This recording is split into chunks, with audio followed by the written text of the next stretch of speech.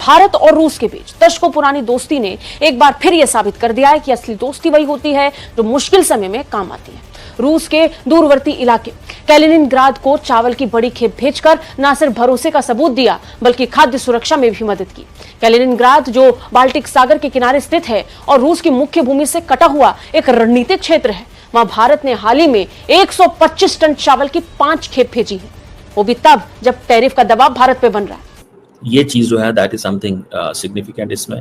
और मुझे ऐसे ये लगता है कि अगर आप देखें तो पूरे वेस्ट के अंदर there is an assessment that we need India for a long term trade. हमें इंडिया चाहिए ही चाहिए है ट्रेड के लिए, बिकॉज इतनी बड़ी मार्केट है, उस मार्केट को कैसे वो इग्नोर कर सकते हैं।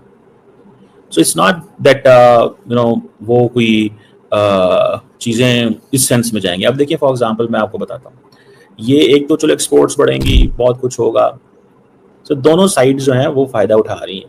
देखिए ये पाकिस्तान ये फ्री ट्रेड एग्रीमेंट नहीं कर सकता। हमने चाइना के साथ किया, हम नाकाम। उसकी वजह क्या है?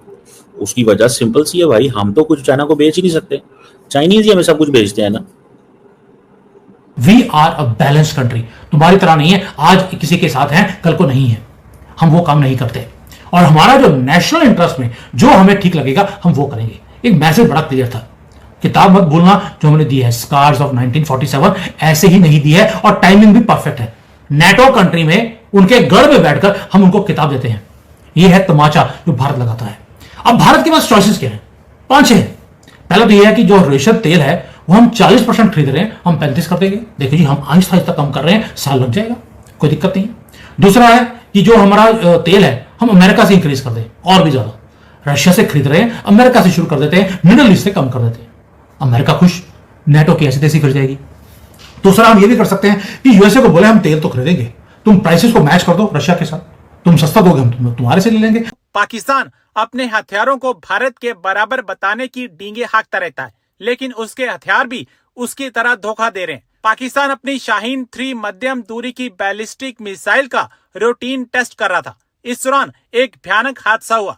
पाकिस्तान की मिसाइल चूक गई और लॉन्च के तुरंत बाद ही दिशा भटकते हुए बलूचिस्तान प्रांत के अशांत इलाके डेरा बुख्ती में फटकर गिरी। हालांकि पाकिस्तान की इंटर सर्विसेज पब्लिक रिलेशंस की ओर से अब तक कोई आधिकारिक पुष्टि नहीं की, लेकिन कई ओपन सोर्स इंटेलिजेंस अकाउंट वहां मौजूद चश्मदीदों ने इसकी तस्वीरें शेयर कर दी और इसकी एक वीडियो भी सोशल मीडिया पर तेजी से वायरल हो रही है। रिपोर्ट्स की माने तो मिसाइल अपने तय मार्ग से भटक गई थी और फटकर वहीं गिर गई। इसकी वजह से बलूचिस्तान के लोगों की सुरक्षा भी खतरे में आ गई है। खबर नहीं फैले इसके लिए पाकिस्तानी सेना ने इस इलाके में इंटरनेट भी बंद कर दिया और मीडिया को भी रोक दिया गया। स्थानीय सूत्रों के मुताबिक मिसाइल या तो हवा में ही फट गई या फिर लॉन्च के तुरंत बाद दुर्घटनाग्रस्त हो गई। Trump threatens India. ट्रंप ने एक बार फिर, ट्रंप के सेनेटर्स ने, ट्रंप के कांग्रेसमैन ने दोबारा भारत को एक धमकी दी है और भारत के साथ साथ रूस को, चाइना को भी धमकी दी है कि भाई देखो, अगर तुम लोगों ने तेल खरीदा, ब्राजील को भी धमकी दी है कि अगर तुमने तेल खरीदा रूस से तो हम तुम्हारी इकोनॉमी को क्रश कर देंगे, तुम्हें बर्बाद कर देंगे। बड़बोला आदमी है ये, ऐसा कुछ भी नहीं कर सकता। अमेरिका के पास वो हैसियत, वो ताकत, वो काबिलियत नहीं है कि इन 3-4 इकोनॉमीज को क्रश कर दे। अगर क्रश कर सकता तो अमेरिका बहुत पहले कर चुका होता दोस्तों, ठीक है। यहां पे कोई इसलिए नहीं बैठा क्योंकि उसका दिल बहुत भला है, बड़ा नाजुक दिल है उसका, वो बड़ा डिसेंट आदमी है, राइट। इंडिया को क्रश करेंगे ये लोग, ये चाइना को क्रश करेंगे, ब्राजील को क्रश करेंगे, रूस को क्रश करेंगे। ट्रंप ने तो बड़ी बड़ी बातें बोली थी। 24 घंटे के अंदर लड़ाई बंद हो गई, लड़ाई बंद। 24 घंटे के अंदर हमास और इजराइल हो गया बंद। भाई 24 घंटे, जनवरी, फरवरी, मार्च, अप्रैल, मई, जून, जुलाई, 6 महीने खत्म हो गए ट्रंप की प्रेसिडेंसी को, अभी तक तो कोई लड़ाई बंद नहीं हुई। और भारत ने भी बोल दिया ऑपरेशन सिंदूर बंद नहीं हुआ, ये किसी भी वक्त दोबारा शुरू हो सकता है।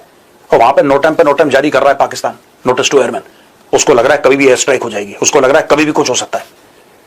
तो ये कैसा सक्सेस है तुम्हारा, जिसका बाजा तुम सिर्फ खुद ही बजा रहे हो और कोई मानने को तैयार नहीं है। देखिए साहब, Richard Blumenthal, the president's announcement is a breakthrough step committing to both substantial military aid and strong sanctions. It recognizes the urgency of showing sledgehammer strength because peace through strength is the only viable strategy with a thug like Putin.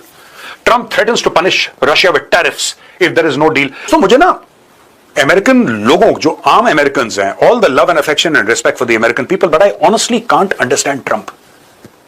You say that you have the greatest military in the world. You say that you have nuclear weapons which can destroy this whole earth many times over. You say you have 11 nuclear-powered aircraft carriers, many of them with over 100,000 ton displacement. You say that you have thousands of bases across the world. The greatest military power the earth has ever known, this world has ever known. That is what the Americans claim. And yet, your weapon against Putin is tariffs. आप ऐसे हराओगे ये Putin को? इस तरीके से आप Putin को बिल्कुल खौफजदा कर दोगे कि डर के मारे वो लड़ाई बंद कर दे? ओ भाई, वो मना कर रहा है, वो कह रहा है तुम्हें जो करना है करो। सर्गेई लेवरोव का बयान है ऑन रिकॉर्ड। सर्गेई लेवरोव कहता है कि यार दुनिया थक गई है तुम्हारी बयानबाजी से। वो बंदा ये कहता है कि तुम रोज आके कुछ ना कुछ बोलते हो यार, तुम कभी कुछ करते नहीं, हम इग्नोर कर रहे हैं तुम्हें जो करना है तुम कर लो, हमें मत बोलो, हम ये कर देंगे, फिर टैरिफ लगाओ ना यार। किसने मना करा है तुम्हें? लगा लो टैरिफ।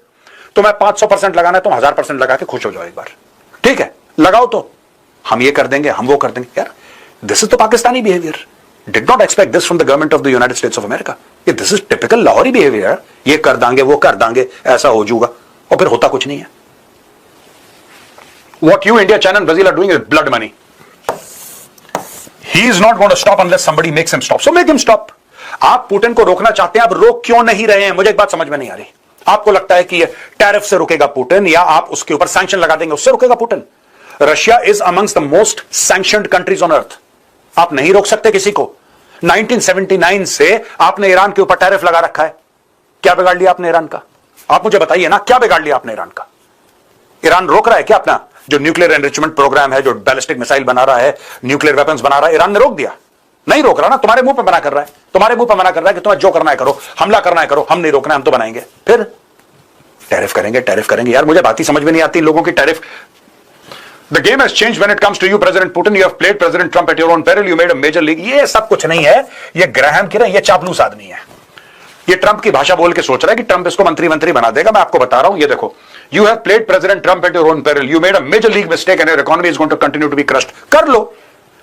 रूस के ऊपर दशकों से इनके ऊपर रिस्ट्रिक्शंस लगे हैं, और वो वैसे ही खड़ा है रशिया। परसों वो 100 ड्रोन मार रहा था, आज वो 500 ड्रोन मार रहा है। रशिया को फर्क क्या पड़ा है, मुझे एक बात समझ में नहीं आई आज तक। कोई बताए ना लॉन्ग टर्म इंपैक्ट क्या पड़ा है रशिया को, कि रशिया अंदर से हिल गया हो, रशिया परेशान हो गया हो, रशिया कह रहा हो नहीं हमें तो बहुत डर लग रही है, ये ट्रंप आ रहा है, ऐसा तो कुछ भी नहीं है। हम रशिया को बंद कर देते हैं, यानी कि यूएसए को मजबूर करेंगे हमें डिस्काउंट देने के लिए।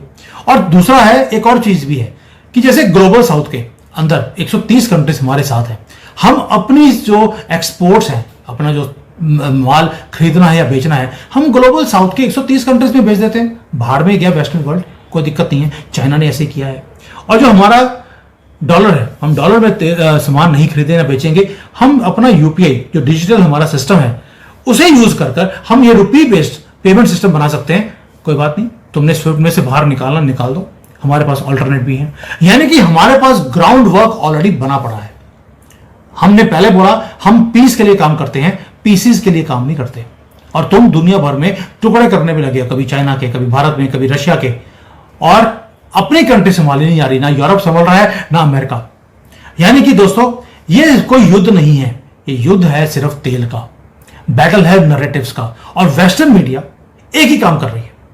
वो क्या कह रही है कि जो रशिया यूक्रेन का वॉर है, इसे तो भारत फंड कर रहा है, और भैया वहां से तेल लेकर तुम्हारे घर चला रहे हैं हम लोग, और युद्ध को हम फंड नहीं कर रहे, फंड आप ही कर रहे हो।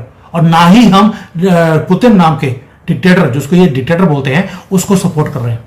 We are not supporting anybody, we are only supporting the truth. आपने ये युद्ध शुरू किया, आपको बचाने का काम हमने किया, और आज आप हमें ही पनिश करने की बात बोलते हैं। लेकिन हम नेटो के पपेट नहीं है, हम पाकिस्तान नहीं है कि कभी पटा जो है चाइना के हाथ में होता है, कभी अमेरिका के। हम सॉवरेन कंट्री थे, हैं, और सॉवरेन ही रहेंगे। हमें एक ही चीज मालूम है कि हमारे दोस्त कौन से हैं, और जो नेटो की वार्निंग है जो हमारे पास आई है, हमारी पोजीशन क्लियर है। हम ना झुकेंगे, ना झुकने देंगे अपने देश को।